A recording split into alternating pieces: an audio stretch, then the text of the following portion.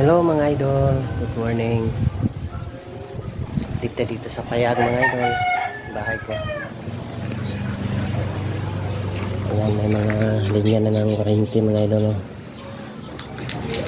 Lagyan ko na ng box.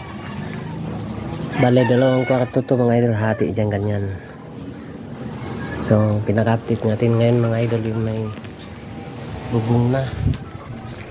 Ako lang natira mga idol kasi wala lang pang sahod ng tao. Ayan.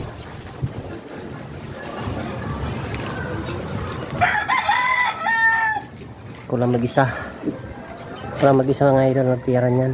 Hindi ko na maano kasi walang mag-video sa akin. So bale may balance pang 3 yero. 3 na lang idol.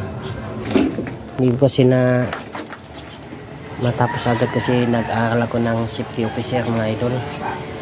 Para sa company na pinasukan ko dito. Para sa bago ng project.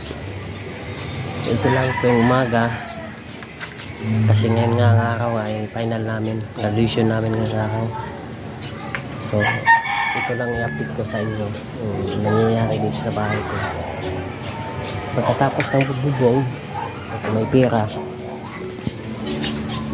nagpatrabaho ako dito sa mason na papayal niya dito.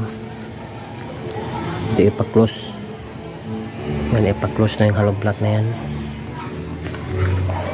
Pati dito hindi ko pa tinanggal tong formato kasi inahuli ito pagbuhos eh. Ayan.